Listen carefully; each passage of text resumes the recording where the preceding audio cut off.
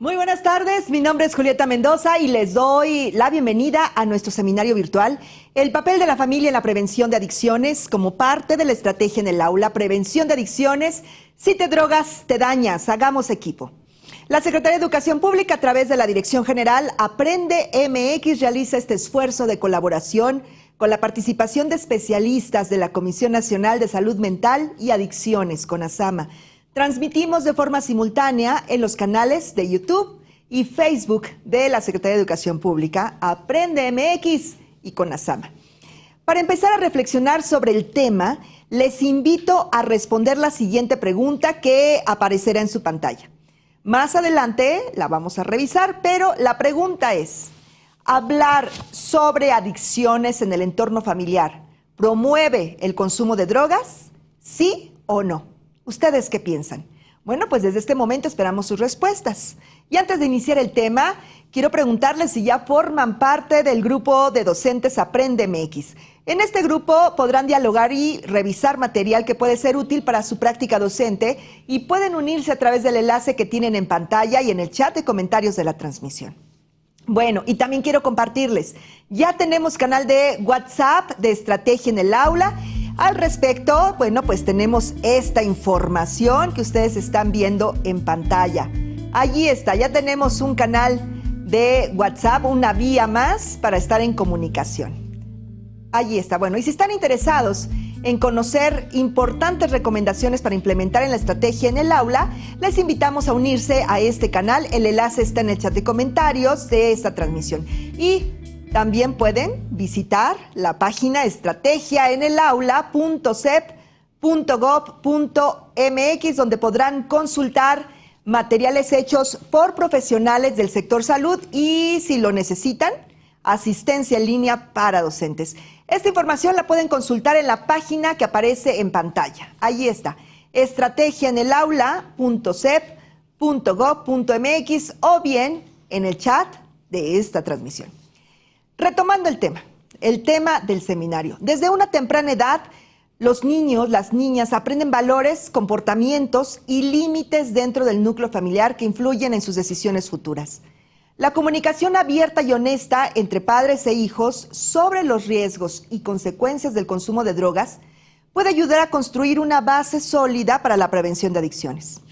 Para continuar la reflexión sobre este tema, ¿qué les parece si responden a las siguientes preguntas en Mentimeter? ¿Qué factores familiares crees que pueden promover en el desarrollo de adicciones en la adolescencia? Ahí está la primera.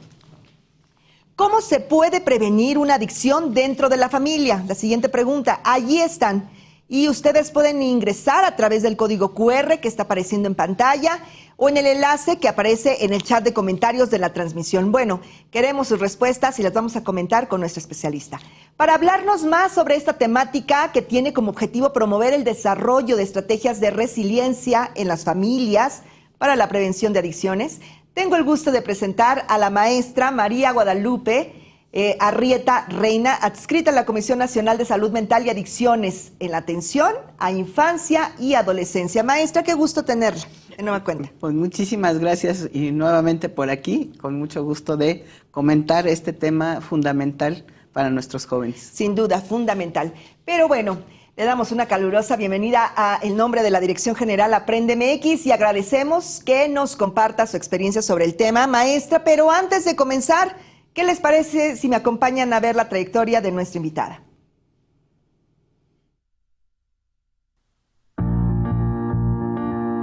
María Guadalupe Arrieta Reina, maestra en terapia cognitivo-conductual por el Instituto Mexicano de Psicoterapia Cognitivo-Conductual, licenciada en Psicología, egresada de la Universidad Autónoma de México y profesora de educación preescolar por la Escuela Nacional para Maestras de Jardines de Niños. Cuenta con estudios en educación especial y una certificación como moderadora de la Escuela de Hijos y Padres.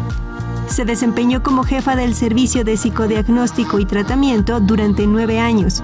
Actualmente participa en la atención de salud mental de infancia y adolescencia en la Comisión Nacional de Salud Mental y Adicciones.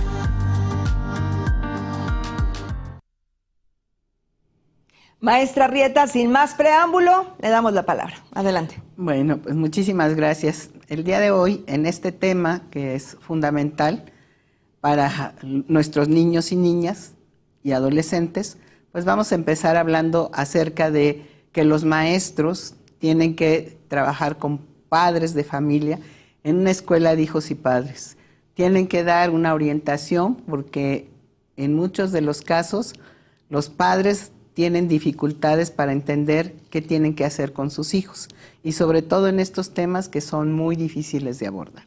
Entonces, una escuela de hijos y padres para un maestro tiene que considerar que cuando él da orientación en esta escuela de hijos y padres, no se busca que sea un lugar en donde el maestro imparta una clase a los padres, mucho menos que señale errores, ¿no? Una escuela de hijos y padres lo que busca principalmente, digamos, es un lugar en donde pueda compartir experiencias, las familias, un área para integrarse, entendiendo que no es la única familia que está pasando por estas circunstancias, y un espacio para desarrollar estrategias para afrontar cualquier tema. Es decir, como que la escuela de hijos y padres dentro de la escuela tiene que ser ese espacio que permita a las familias sentirse cómodas, sentirse entendidas. No van a que los regañen, no van a que los traten mal, van a que puedan compartir la experiencia que tienen, la que están viviendo, y a partir de ahí, pues ahora sí poder desarrollar otro tipo de estrategias, ¿no? Los maestros, ¿qué se tiene que considerar? Pues primero, ¿cuáles son las familias que hay en nuestro país? Si no partimos desde ahí, pues a veces pedimos peras al olmo y es imposible.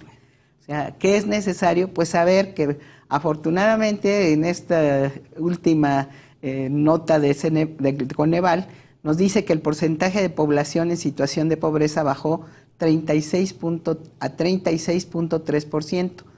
En 2022, frente a la proporción de 43.9 de 2020, un descenso de 7.6 puntos porcentuales. Es decir, como que ha habido un descenso en esta situación, ¿no?, de pobreza de la familia. Sin embargo, lo que vamos a ver de todas maneras es que pues la familia todavía existen 40 millones de pobres.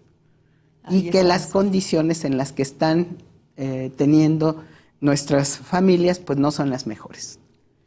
Como consecuencia de esta situación hay desnutrición, hay problemas de salud, hay hacinamiento, hay condiciones de insalubridad y además pues lo que vemos en el día a día es que nuestras familias viven violencia y de ahí también muchos se desprende esta cuestión de las adicciones, ¿no? Entonces, las familias en nuestros países, también las de altos recursos, no quiere decir que solamente las que están en extrema pobreza tienen estos riesgos. Las que tienen más altos recursos, pues tienen mayor disponibilidad de las sustancias psicoactivas, ¿no? Y además vemos que si el 53.3% solo de las familias son biparentales, quiere decir que el otro resto están en situación de que son las madres las que llevan, digamos, ¿no?, la situación del hogar. Y ahí pues otra serie de riesgos porque tienen que trabajar, tienen que salir de la casa, tienen que dejar a los hijos y eso también implica un riesgo, ¿no? En los últimos años el 80% del total de las muertes de todas las edades correspondió a enfermedades crónico-degenerativas como diabetes, hipertensión, obesidad, enfermedades cardiovasculares, ¿no? Tienen factores de riesgo de salud. En general, todo esto lo que va a condicionar es que la situación de salud de nuestras familias está verdaderamente en riesgo, ¿no? Ay, vaya. Y además son condiciones pues muy propicias para que se desarrolle una situación, digamos, de incertidumbre, de violencia y que esto vaya a desencadenar en un problema también de adicciones. Bueno, este es el primer acercamiento al tema, es el primer diagnóstico, pero ahora que nos ha platicado, maestra, sobre las situaciones que afrontan las familias mexicanas, ¿qué le parece si vemos las respuestas de la primera pregunta de Mentimeter? ¿Me acompaña? Sí, claro. Vamos a ver lo que ustedes nos contestaron. Aquí ya tengo la respuesta a esta primera pregunta. ¿Qué factores familiares crees que pueden promover el desarrollo de adicciones en la adolescencia? En medio está violencia, falta de comunicación, redes sociales, descuido, factor social, abandono, maltrato y abuso, desinformación, violencia intrafamiliar, una mala comunicación, desintegración, padres adictos, el abandono de los hijos, y ahí está la nube con todas las respuestas de nuestra audiencia. Maestra, ¿qué opinión tiene al respecto? Evidentemente, todos estos son los que vamos a ver como factores de riesgo y que vamos a ir detallando ahora para darnos cuenta de qué manera todo esto impacta en la conducta de nuestros adolescentes, de nuestros jóvenes, y que a la larga pues van desarrollando este tipo de adicciones, ¿no? En primer lugar, a mí me parece muy importante que tenemos que considerar que los factores, estos factores familiares que inciden en las adicciones, pero sobre todo el problema de adicción no es un problema solo del menor. Ajá. En general puede a veces llevarse al individuo, digamos, o al niño o al menor, a tratarlo como que él es el problema, él es el adicto, él es el que al final de cuentas tiene la situación, nosotros realmente no. Pero lo que vemos es que esto no se puede tomar como un problema individual, ¿no? Sino que tiene que considerarse que esto tiene factores sociales, factores familiares, y obviamente, claro que también factores individuales del chico en cuestión, pero que tiene que ver en general con toda la situación que esto va pasando, ¿no?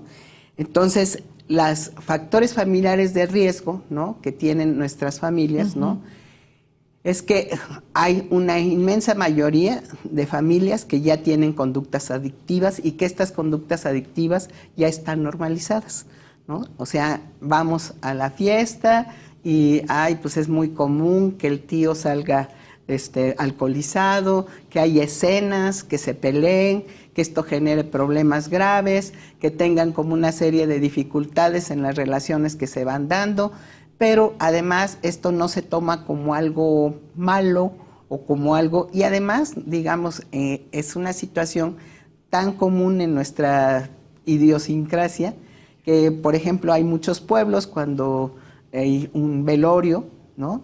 Pues, o sea, ¿qué pasa, por ejemplo, en Oaxaca? Pues que todo el pueblo toma de la misma botella y todo mundo puede ir alcoholizado a dejar al muerto, ¿no? Entonces son conductas totalmente normalizadas, son conductas en las que no se ve como un riesgo, pero creo que son conductas en las que tenemos que ir reflexionando como sociedad, ¿no? En 2020 se denunciaron, por ejemplo, 220,028 casos de violencia familiar, un incremento de 4.6 en relación con el 2019. Esto claro que fue resultado, digamos, de la pandemia también, y de que muchas de estas familias pues tuvieron situaciones muy estresantes a partir, digamos, de la pandemia. Se quedaron sin trabajo, muerte de familiares, una serie de circunstancias que incrementó todavía más las situaciones de violencia. Y con esta situación, pues evidentemente mucho más las situaciones de adicciones. Porque si yo estaba en casa, no tenía yo más nada que hacer, me sentía estresado, pues ¿qué podía hacer? ¿No? Pues tomarme una copita, olvidarme. En el mejor de los casos. En el mejor de los casos, o tomar algún otro tipo de sustancia psicoactiva y generar que los hijos que estaban ahí, pues vieran este tipo de conductas, ¿no? Entonces, otras, también ya sabemos que hay muchas familias que conviven ya con un alcohólico y que muestran conductas codependientes, ¿no? Sí. Entonces eso también ya está generando un factor de riesgo para que se detone, ¿no?, en algunos de los casos, esta parte, digamos, de la adicción. La psicopatología de los padres, ¿no?, que a veces no están conscientes, pero que en muchas circunstancias han tenido pues situaciones de ansiedad, situaciones, digamos, de depresiones, ¿no?, y que no están al pendiente o que generan en casos, digamos, ya de mayor severidad, de situaciones de personalidades border o cosas más graves, pues todavía, ¿no?, o sea, ocasionan un desorden mayor en la crianza de los hijos y de ahí los problemas que se van generando, ¿no? En estos últimos años lo que vemos también como una situación verdaderamente riesgosa, pues es esta cuestión, digamos, de los padres que en algún momento dado son o sobreprotectores o que finalmente están ausentes, ¿no? El otro extremo. Y las prácticas de crianza, eso es lo que ha generado que también se tenga como una ausencia en llevar el seguimiento de lo que está pasando con los chicos, ¿sí? Y digamos, cuando ya a veces caemos en que ya hay un individuo de la familia que tiene una situación de adicción, pues hay modelos de familias que ya se vuelven un modelo de familia adictiva, ¿no? Es como parte de un proceso cíclico que implica a veces a 3 personas o más y que generalmente la persona adicta y sus padres que sobreviven como en un cierto equilibrio, ¿no?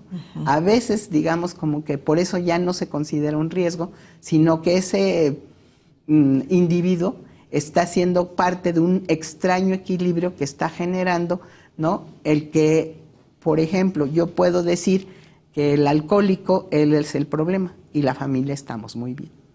Entonces eso me ayuda a mí a sentirme muy bien y a dejar de lado, ¿no?, las situaciones que tengo que enfrentar directamente con el adicto, ¿sí? Entonces son familias que claro que no les conviene que el adicto se recupere porque entonces nos va a caer la responsabilidad de las dificultades que nosotros estamos teniendo. Y digamos como que en esta circunstancia, digamos, lo que vamos viendo es que pues se va incrementando esta conducta adictiva, ¿no? De todas maneras posibles, y para que la atención se focalice sobre todo en esa persona y la familia se sienta que está como en un equilibrio, ¿no? Vaya. Sí. Entonces, lo que pasa es que hay factores pues que perpetúan esa adicción, ¿no?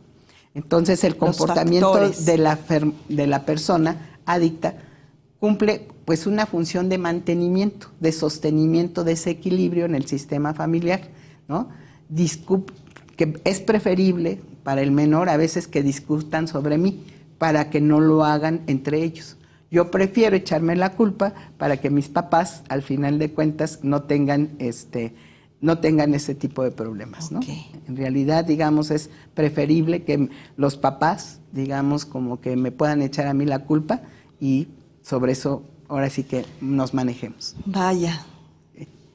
Sí, definitivamente, después de conocer que existen tantos factores que hay que tomar en cuenta, bueno, pues seguramente quienes nos están viendo tendrán dudas, tendrán preguntas. Es momento de mandarlas, de hacernoslas llegar para que la maestra más tarde las pueda comentar.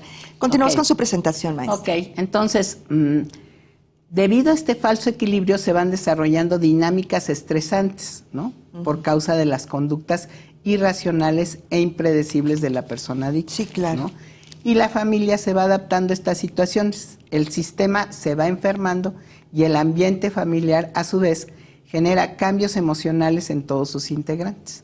Entonces todo mundo participa de alguna manera en esta misma circunstancia y se van fomentando el hecho de que la adicción ya es parte de la familia, ¿no? Ya no la identificamos como algo diferente y desgraciadamente hay muchísimas situaciones en las familias de nuestro país que están conviviendo con circunstancias así. No solamente ya la responsabilidad, como mucho tiempo o muchas veces creemos que está en este elemento de la familia, o sea, se concentra ahí, sino en todo el núcleo, todo el sistema.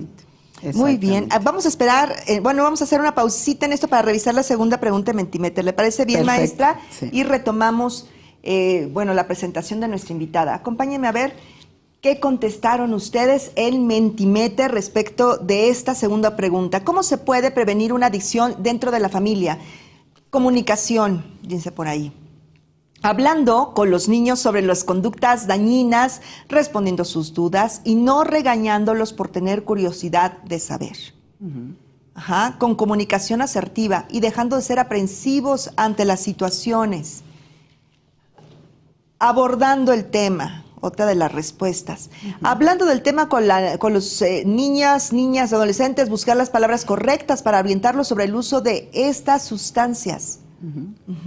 Comunicación constante, tiempo de calidad en familia, brindando confianza y comunicación asertiva, asesorado por profesionales de la salud, seguimiento continuo en los cambios de los hijos y sus relaciones sociales y afectivas. Bueno, una más, el diálogo y la confianza. Estas son parte de las respuestas que nos hicieron llegar. Maestra, ¿qué le parecen las respuestas? No, pues específicamente es lo que vamos a tener que trabajar. O sea, todos tenemos como que la necesidad a veces de tener mayor información acerca de lo que está pasando con las adicciones. Y a veces, como que le digo, en esta circunstancia que a veces no se da uno cuenta, pues se pierde o no identifica de qué manera nos están afectando las adicciones. Es por eso que los maestros tienen que tener como una labor muy importante para ayudar, ¿no?, a prevenir esta situación, y porque además ellos se están dando cuenta, ¿no? Además hay condiciones dentro de las escuelas que a veces son también muy importantes a considerar, y tiene que haber una evaluación primero desde el propio maestro. Ya me tocó en alguna ocasión que fuimos a dar una plática a Topilejo y nos tocó que había pocos maestros en lunes, y cuando llegamos nos dimos cuenta de que es porque hacia San Lunes, porque los maestros tomaban en el fin de semana y no llegaban los lunes, ¿no? Entonces, si los propios maestros son parte del problema, pues desde ahí cómo vamos a generar otro tipo, ¿no?, de promoción a la salud o de prevención, ¿sí? Si nosotros mismos no nos damos cuenta, pues entonces no hay cómo hacerlo. Y se predica con el ejemplo. Exactamente. Entonces el maestro tiene que tener muy claro, ¿no?, su situación en primera instancia, y posteriormente, digamos, como que trabajar con las familias. Ahora, ¿cómo puede trabajar el docente con las familias en esta prevención? Pues tiene que promover la resiliencia familiar y los procesos de adaptación. Esto demanda el ajuste de la familia a las exigencias de las adversidades.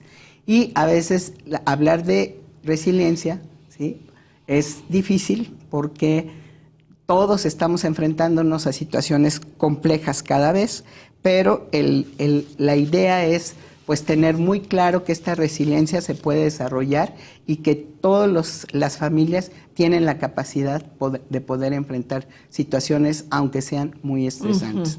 Ya vimos al inicio, ¿no?, de la plática que sí viven situaciones de estrés difícil, que no hay dinero, que no hay una situación de que yo pueda tener mi cuarto, que tengo que estar conviviendo todos en la familia, de que tengo la presión de que pues vivo hasta no sé dónde y tengo que llegar al trabajo. O sea, hay muchas presiones cada día, ¿no? Además, pues se presentan circunstancias, como les decía, ¿no?, como en la pandemia, que tuvimos todavía una situación más estresante, y eso pues nos generó todavía una mayor dificultad en los problemas de la vida diaria, ¿no? Pero por eso es que es muy importante hablar de resiliencia, ¿no? Muy bien. ¿Y qué es la resiliencia? Pues esta capacidad de una persona o de un grupo para superar grandes dificultades y crecer a través o en presencia de ellas de manera positiva. La resiliencia, digamos, se puede ir desarrollando tanto para cada una de las personas como para la familia en general. La familia tiene esta posibilidad de que aún ante estas situaciones estresantes puede tener la capacidad de desarrollar estrategias que le van a permitir, digamos, abordar su situación y cada vez poder resolver sin afectarse cada vez más gravemente, ¿no? Equilibrarse, ¿sí? Entonces, ¿qué es la resiliencia familiar? Cuando hablamos de resiliencia familiar, ¿cuál se elaboró el concepto de resiliencia familiar? Entendiéndola como los procesos interactivos que fortalecen al individuo y a la familia en el transcurso del tiempo. Todo lo contrario que vimos con la parte, digamos, de las familias adictivas, en las que, digamos, estamos generando o identificando a un elemento como el elemento que nos está generando el problema, ¿no? La resiliencia familiar pues hace suyo el problema, ¿no? Y empieza en estos procesos de resiliencia familiar a reconocer los problemas y las limitaciones que se tienen. Hablar de manera abierta y claramente de ellos. Simple y sencillamente, si yo tengo aquí al alcohólico junto y lo dejo pasar y siento que no pasa nada, pues nunca voy a poderlo enfrentar. Entonces, tengo que hablar del problema, de la situación que esto nos está generando a todos, de que cada uno, cómo estamos participando en contener o en propiciar todavía más el que se desarrolle esta adicción, ¿no? Y analizar los recursos personales y familiares y reorganizar las estrategias. Es decir, cada parte de la familia, cada elemento de la familia tiene una serie de recursos que pueden ayudar a que vayamos avanzando en los problemas y vayamos entre todos encontrando el camino para poder revisarlos, ¿no? Ahora, no es, aparte de revisar o de identificar cuáles son estas capacidades que sí tenemos, pues tenemos también que revisar y evaluar cada vez los logros, los pocos logros que vayamos teniendo. Puede ser que van avanzando en la familia, pero si a veces no digo, pues de todas maneras no hoy no tomó, pero pues, de todas maneras ya sé que al día siguiente va a ser lo mismo y no lo valido, ¿no? Y no valido el esfuerzo que está haciendo también los demás integrantes de la familia, pues nunca voy a poder salir, ¿no? Entonces, tengo que incluso evaluar estas pérdidas, todo esto para reducir el estrés y la vulnerabilidad a lo que me estoy enfrentando, ¿no? Las pérdidas generan duelos, ¿no? Que si no se resuelven se pueden traducir en violencia. Y esta es una cuestión muy, muy grave. O sea, todos los duelos que yo estoy teniendo con las situaciones que voy viviendo día a día, tengo que enfrentarlas, tengo que hablarlas y tengo que identificarlas en la familia en general, porque esto me va a permitir poder tener mayor claridad de en dónde estoy y qué me está pasando, y poder abordarlo de manera más asertiva. Si no, me voy guardando ese rencor, me voy guardando esta dificultad de enfrentar, y entonces lo que voy a hacer es que voy a responder de manera violenta ante una circunstancia que a lo mejor no es tan importante, ¿no? Y no tengo otra estrategia. Entonces creo que de ahí es muy importante que uno considere, ¿no?, que cualquier pérdida que se tiene, y nosotros tenemos en unas situaciones económicas difíciles, pues pérdidas, ¿no?, y duelos, ¿no?, desde la separación de la familia, desde situaciones, muertes, ¿no?, desde que perdí el empleo, ¿no? Muchas circunstancias nos llevan a estos duelos, pero que si no los trabajamos, pues eso va a generar violencia, y esto pues va a sostener todavía más la adicción, ¿no? Por lo tanto, promover la recuperación y fortalecer a la familia para superar la adversidad prolongada. Tenemos que ir avanzando para que cada vez más tengamos esta posibilidad de ir avanzando, ¿no?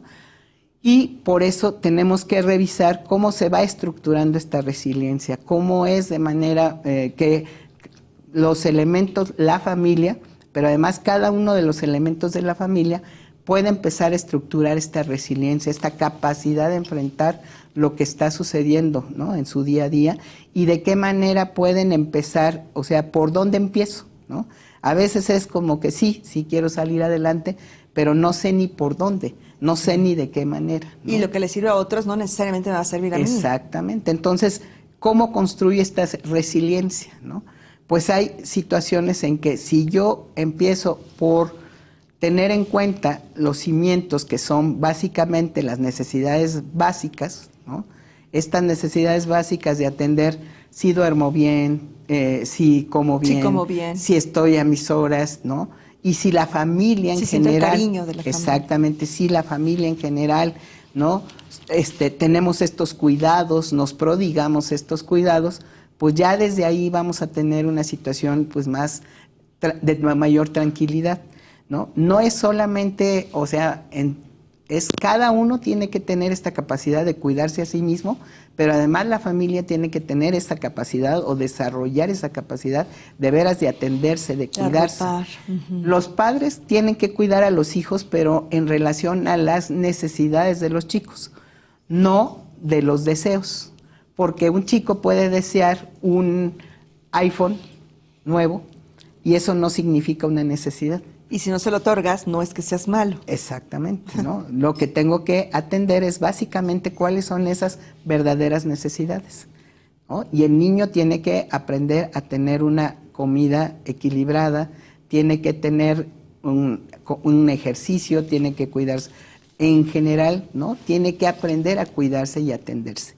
sino, ¿no? Y los padres no atienden a eso, si no están atendiendo otras cosas, o simplemente no atienden ese cuidado básico, pues tampoco se va a poder desarrollar una mejor manera. Más. Exactamente. También la planta baja de esta casita, digamos, de la resiliencia está formada por los vínculos y las redes sociales. En las redes sociales, ahí justamente, y en los vínculos que se tienen que trabajar, están los maestros y está la escuela. Y ahí tienen que participar porque son estas instancias que permiten, ¿no?, establecer relaciones, redes que puedan apoyar, ¿no?, la situación de la familia y que puedan encontrar caminos a través, digamos, de que un maestro pueda orientar, un maestro pueda detectar el problema que se puede estar generando de adicción y atender a lo que me dice el maestro, ya atender esa red y darle seguimiento dentro de la escuela. Pues el maestro es ahora sí que fundamental, es un apoyo fundamental, es un eje en este sentido. Muchas veces los padres de familia están distraídos en otra situación y generalmente son los maestros los que están ahí, los que están viendo al chico en cada día, y eso es un punto muy importante para que el maestro pueda en algún momento dado hacer, digamos, esta detección oportuna, esta orientación a los padres de familia y ayudar de manera significativa a que esto vaya mejorando, ¿no? Ahora, ¿de qué otra manera va a ayudar el maestro? Pues la siguiente planta, digamos, hay varias habitaciones, ¿no?, que tiene que ver con la autoestima, las aptitudes personales y sociales y el sentido del humor, ¿no? Entonces, si el maestro está fomentando la autoestima en el chico y ayuda a que los padres entiendan que tienen que fomentar esta parte de autoestima, de desarrollar estas aptitudes personales y sociales, y de que a veces muchas de las cosas también las tenemos que tomar con un sentido del humor, que no podemos estar, digamos, como que sufriendo todo ¿no? Y que estar todos los días encima del chico, es que otra vez, es que ya te vas con los amigos, es que no es posible, es que no sé qué. Entonces, pues en lugar de sacarlo, pues lo vamos metiendo más en una situación de caos y esto pues no ayuda. Si los maestros toman la misma posición, pues todavía menos, ¿no? Sí. Entonces, por eso es que esta estructura de la resiliencia se va dando en las familias y la escuela es un factor fundamental que puede apoyar de manera pues muy importante en que se vaya entendiendo cómo se puede construir la resiliencia y pueda ir orientando, ¿no?, a través del trabajo que hace con el chico, pero también, digamos, el trabajo que se hace dentro del grupo. Su experiencia. Y en esa experiencia, finalmente, los chicos van pudiendo también sacar todas estas experiencias hacia la familia y la familia empezar a abrirse a estas posibilidades, ¿no? Entonces, en la parte de arriba de la casita hay una habitación abierta para las nuevas experiencias por descubrir. Y estas nuevas experiencias son de qué manera la familia, de qué manera vamos a poder encontrar un camino diferente para poder ir avanzando y para poder encontrarnos desde otra perspectiva, ¿no? Entonces, digamos, las familias, pues ya sabemos que van a vivir crisis, que van a tener crisis y que van a sentir algunas familias que se les desmorona el mundo de repente, ¿no? Pero hay otras familias que pueden vivirlo, digamos, como desde una situación de una oportunidad, ¿no? Entonces, cuando el mundo se desmorona, no alcanzo a leer perfectamente lo que decía ahí, pero bueno, cuando el mundo se desmorona a tus pies, no queda más que subirse a los escombros y ver el sol amanecer arriba de estos, ¿no? Entonces, digamos, podemos estar en una situación grave, pero no significa que se acabó el mundo. Siempre hay una manera de salir adelante y las familias tienen que empezar a ver estas perspectivas. Es resiliencia. Es resiliencia, ¿no? Entonces, a pesar de la adversidad, la familia lucha por sobrevivir, tiene sentimientos de esperanza, se centra en lo positivo, logran un cierto control para reducir el caos y no sentirse solos, ¿no? El acompañamiento que el maestro puede hacer de estas familias es fundamental, porque es quien también valora los esfuerzos de la familia, quien también apoya en este sentido y quien también da como que la guía para que la gente siga ¿no? Con esta, digamos, con este trabajo que puede ser muy fuerte, pero que si se sienten apoyados, que si se sienten, digamos, que están siendo reconocidos, va a ser mucho más fácil, más sencillo. ¿no? Sí, exactamente. Entonces los maestros deben de tener en cuenta que para poder trabajar con las familias, deben de considerar de primera instancia el sistema de creencias de la familia. No podemos, digamos, o sea, no vamos a tratarlo desde mi perspectiva, sino de la propia perspectiva de la familia. ¿Qué tipo de creencias tiene?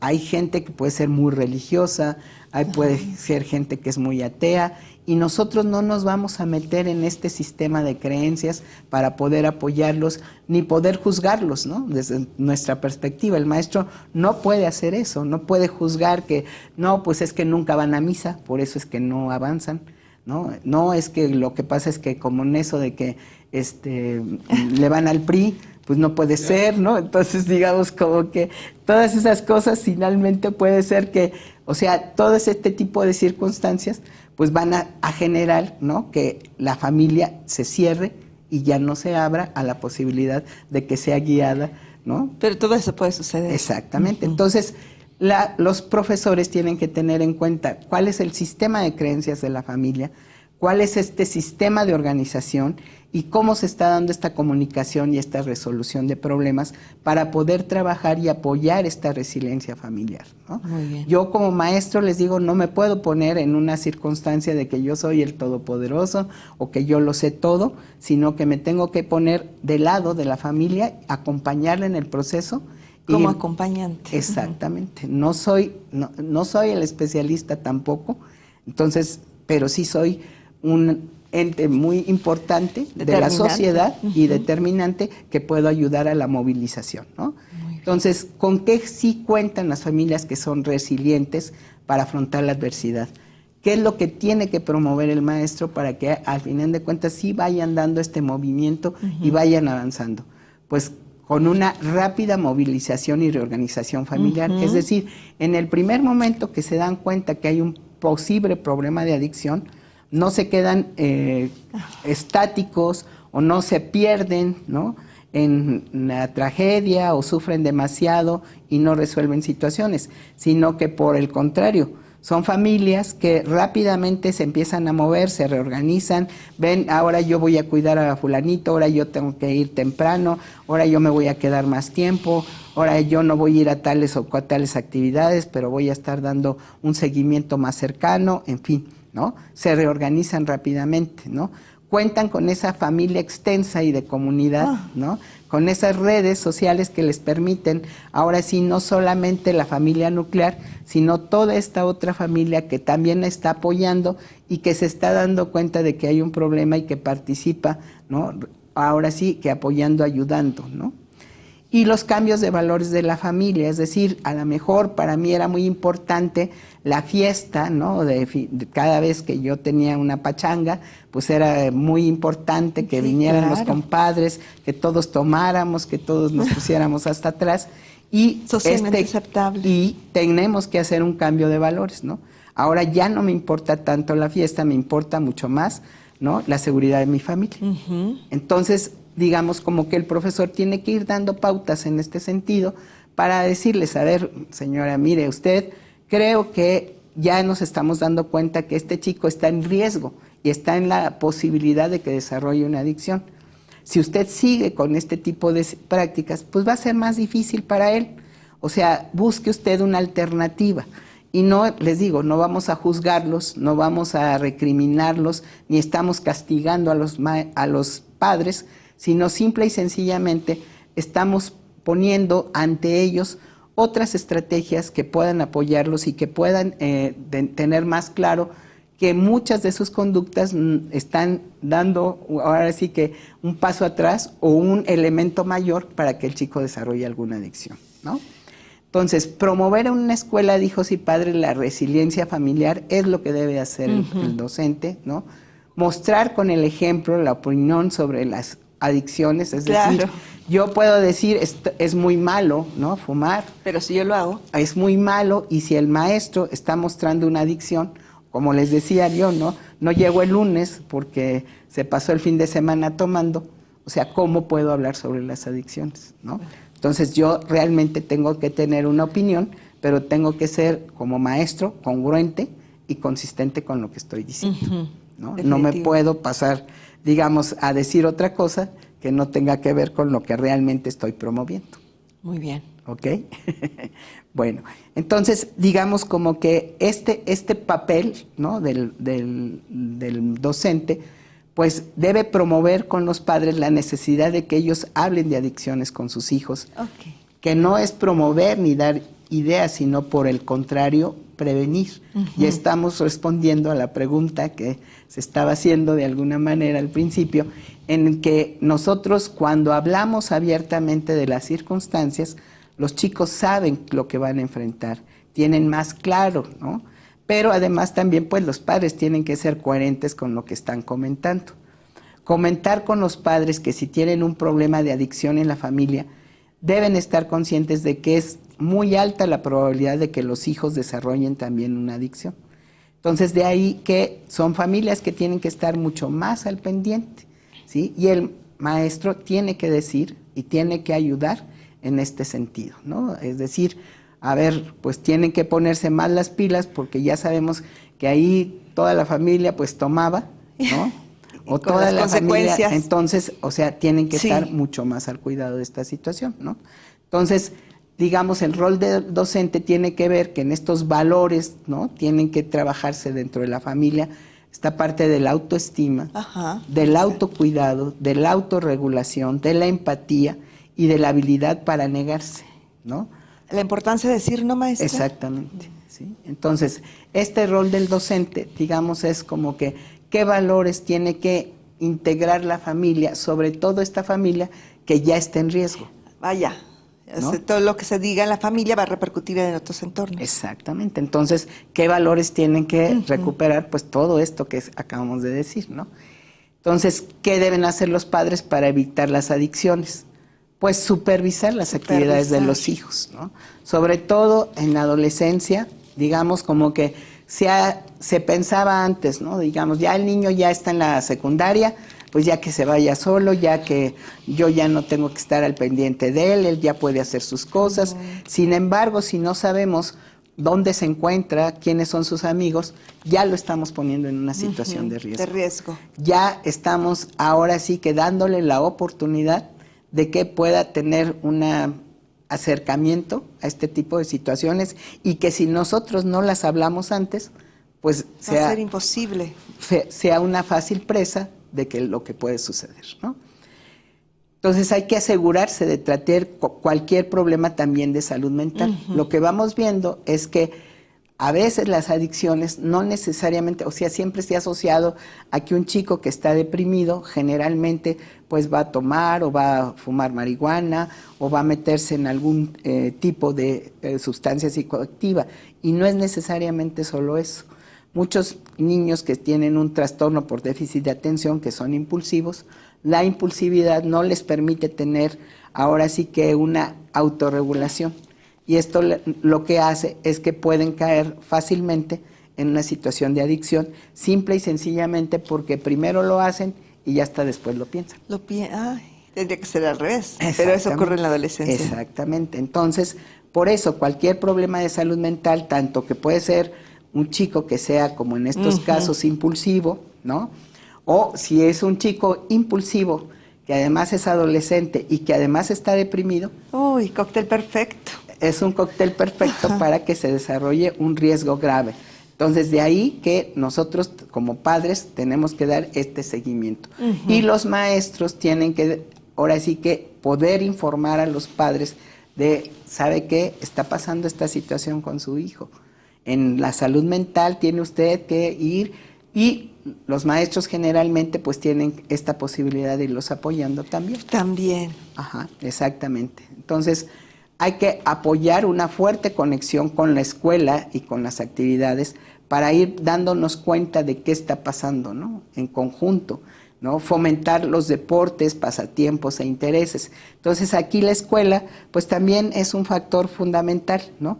Si yo como escuela promuevo el hecho de que el chico se interese en deportes, ¿no? Se interese en actividades culturales, en otro tipo de circunstancias, pues finalmente eso también va a apoyar a que no tenga estos problemas, ¿no? A que tenga menores dificultades para...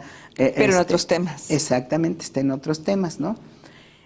Informar al pediatra de su hijo o hija si hay antecedentes familiares de adicción u otros problemas de salud mental. Bueno, en general a los médicos hay que saber qué está pasando. La historia. Y hable y no deje de comunicarse ni de escuchar a sus hijos. Sobre todo creo que es un punto fundamental en la adolescencia, ¿no? Si yo estoy haciendo la comida y estoy muy ocupada y viene fulanito y me quiere comentar algo y yo, no, ahorita, espérame al rato. Si no, ahí vente más al ratito. Si no, espérame, ¿no? O sea, ya nos perdimos la oportunidad. Ya nos perdimos ese momento y ya no va a volver a pasar. Entonces, en el momento que el adolescente diga, quiero hablar, yo necesito dejar todo de lado y verdaderamente escuchar. Y atender y escuchar, para que verdaderamente se pueda ir dando esta comunicación cada vez más asertiva, se pueda ir dando esta comunicación más efectiva y que el adolescente se pueda tomar en cuenta, se pueda sentir tomado en cuenta, ¿no?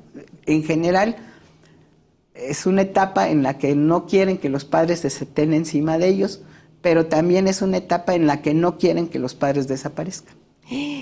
Entonces, es un equilibrio muy difícil, porque lo que va sucediendo, digamos, es que quieren que estén, pero al que mismo no estén tiempo presentes. que no estén presentes. Sí, son características de la adolescencia, pero como ya lo hemos escuchado también en otros programas, hay que estar presentes porque en esta etapa todavía nos necesitan. Exactamente, ¿no? Entonces, en conclusión, sabemos que los profesores no pueden evitar el consumo de drogas solo, ¿no? Pero sí pueden detectar a los alumnos en riesgo, ¿no? Entonces, claro que el trabajo no es de los profesores en el sentido de que ellos van a dar el trabajo todo en general, no, pero sí realmente lo que van a hacer es poder detectar, poder orientar, poder apoyar a las familias en este proceso de resiliencia familiar y promover la resiliencia personal y familiar, favorece el desarrollo de los factores protectores que disminuyen de manera muy importante la posibilidad de tener una adicción. Si hay una adicción, la resiliencia puede apoyar para que ésta no se perpetúe o no se quede estancada en la familia, ¿sí? Entonces los maestros tienen un papel fundamental, ¿no? Y entonces, bueno, ya para terminar, digamos, creo que es muy importante entender que las adicciones te alejan de lo más importante, nos dejan, ya no nos permiten ver a nosotros mismos. Nosotros mismos nos perdemos, ¿no? Había un doctor que decía que él, por ejemplo, probó todas las drogas en su momento cuando fue joven, ¿no? Y al final me dijo, ¿sabes? O sea, yo probé el LSD y no me gustó, me encantó. Me encantó el LSD, realmente estaba yo fascinado con el LSD. ¿Y sabes qué tomo de todo eso? Absolutamente nada. Nada. Porque yo sé que si tomo LSD, solamente a eso me voy a dedicar en la vida. Y entonces me estoy perdiendo la vida. Lo pensó de forma inteligente. Exactamente. Entonces, las adicciones nos alejan de nosotros mismos. Dejamos de ser nosotros y nos perdemos, ¿no? Entonces, la vida nos puede llevar a algo mucho más alto que cualquier droga. Y creo que eso es el mensaje que los maestros tienen que dejar en sus alumnos y en las familias de sus alumnos. Maestra, qué interesante. Le agradecemos mucho a la maestra María Guadalupe Arrieta y aprovecho para decirles que si desean ahondar en el tema, en el chat de comentarios van a encontrar material extra. Tenemos varias preguntas para responder de la mano de nuestra especialista, así es que si me lo permiten, vamos a leer algunas de ellas, maestra. Sí, claro. Sí, nos quedamos, por supuesto, muchas gracias a todas las personas que se han tomado el tiempo para enviarnos sus comentarios y sus preguntas. Alejandro Chaboya comenta primero. Los niños siguen ejemplos, por eso la comunicación asertiva es primordial. Sí. El abandono de los hijos por la necesidad de los padres de trabajar propicia un alto riesgo en el consumo de drogas. Claro. Qué difícil, maestro. Sí, desgraciadamente, y lo que ha sucedido en los últimos años es que, desgraciadamente, pues las familias que no tienen tanto ingresos económicos, pues a veces dejan de lado todo y pues por irse a trabajar, pues sí, dejan a los hijos, pero a veces se pierden también en que aun cuando no tengan una necesidad tan extrema, también la gente se va como integrando en esta dinámica del trabajo y olvidarse, o sea, lo fundamental para ellos es ganar el dinero y a veces es olvidarse de la familia, ¿no? Entonces, como que a veces no es tanta la necesidad, sino como que pues, como situación social que nos ha comprometido ahora, digamos, hasta los horarios de los trabajos para las mujeres, ¿no? Que antes podían salir a las 3 de la tarde y ahora salen 7, 8 de la noche, pues ya desde ahí estamos teniendo una dificultad para poder atender a los hijos, ¿no? Y a veces estamos tan obsesionados con tener un papel como mujeres que nos estamos olvidando de todo, ¿no? Y los padres, pues a veces están ausentes. Entonces, pues también no hay quien se haga cargo de esta situación. Ay, maestra, cuántas lecciones estamos aprendiendo. Tengo por acá a Araceli. ¿Cómo atender, maestra, desde la escuela esa normalización en la familia sobre el consumo de alcohol y drogas? Es como importante que en la medida que no se va a satanizar la situación de lo que se está viviendo, sino que hay que abrirles otro panorama a los alumnos de conductas que pueden ser saludables. Sí. Y desde esa perspectiva se puede ir como fomentando en los alumnos el autocuidado y se puede ir fomentando el trabajo con estas, digamos, otras experiencias que decíamos en la resiliencia, para abrir un panorama distinto, por ejemplo, en situaciones culturales, por ejemplo, que a veces los chicos no tienen esa oportunidad, ¿no? Hay chicos que de repente encontramos que jamás han ido a un cine. Por ejemplo, sí. Que jamás han visto una obra de teatro, en fin, ¿no? Entonces, como abrir estas otras oportunidades, los maestros no pueden mover esto que decíamos de las creencias, no podemos quitar las creencias que tienen, pero podemos abrir otras opciones para que el chico vaya abriendo el panorama y que vea que no es el único camino que tiene esa situación, ¿no? Gracias, maestra. Missy Blue, excelente tema. Muchas gracias, maestra, por orientarnos. Gracias, Missy. Peter Parra, ¿qué hacer si detecto un comportamiento de uso y distribución de parte de la familia de uno de mis estudiantes? Y usted hablaba de eso, maestra, hace unos momentos. Bueno, lo que pasa es que si yo ya me estoy dando cuenta que hay una situación familiar, ¿no? Esta situación familiar yo tengo ya la obligación de reportarlo, ¿no? Y digamos como que si ya es una situación que sí nos ha tocado saber, ¿no? De familias que mandan al chico a vender la droga, en esos casos pues ya tenemos que hacer una denuncia y esa denuncia puede ser al DIF directamente porque van a intervenir para saber cómo está la situación de la familia, y no podemos ser omisos, eso tampoco, porque es falta de responsabilidad en la que nos podemos incurrir y que eso también nos va a generar como profesores a la larga problemas. Muy bien, gracias, maestra. Mar Guille, en la comunidad donde trabajo los adolescentes ingieren alcohol junto con sus padres en las fiestas familiares. Claro. Una pregunta similar. Claro, efectivamente. Por eso les decía yo que esta parte de la situación es compleja. ¿Por qué? Pues porque el país entero pues, tiene muchas de nuestras festividades están asociadas con esta parte adictiva, ¿no? Entonces, quitarles o decirles que no, pues es como muy complicado. Quitar tradiciones. Exactamente, es mover una tradición. Les decía yo, si vamos a dejar al muerto y todo el pueblo ya se tomó la botella de mezcal, pues está como que complicado ahora quitarles esa situación, sí, claro. Parte de la familia. Pero les digo, por eso es que necesitamos tener otras alternativas para los chicos, porque es muy difícil que dejen esta situación. Si yo le abro una oportunidad, si yo doy otra alternativa, un mundo diferente al que han vivido diariamente, es una manera desde mi salón de clases de darles oportunidades a los jóvenes de desarrollar esta capacidad de resiliencia. Muy bien, gracias, maestra. Rosalinda Miranda Vega, ¿qué consecuencias negativas presentan las familias de una persona que consume drogas o alcohol?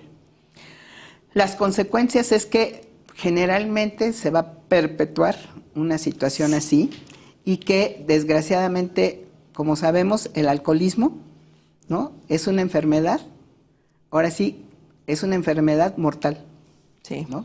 Sí. Entonces, digamos como que ahí sabemos que esto es una enfermedad y desde ahí se tiene que tratar como una enfermedad, pero sabemos que avanza y que llega a ser mortal. Entonces, las consecuencias son todas, ¿no? Las consecuencias pueden ser desde que faltó al trabajo hasta que se metió o se involucró en un problema grave de violencia y que terminó en la cárcel, ¿no? Entonces, las consecuencias son todas. Y les digo, generalmente nos espantamos mucho más con cosas fuertes, ¿no? Como Ajá. las drogas más fuertes. Pero desgraciadamente minimizamos mucho el efecto del tabaco y del alcohol. Que ahí están, son Y drogas el tabaco y el alcohol son los que están más normalizados. Y en las familias ni siquiera se toman en cuenta. Entonces creo que desde ahí tenemos que partir en este Muchas trabajo. gracias. Sí, maestra, gracias. Luis Vergara Mancilla, gracias por la información. Es muy útil en el aula y también para madres y padres. William Enrique Guerrero Alejos, excelente tema para definir estrategias y revertir conductas no adecuadas.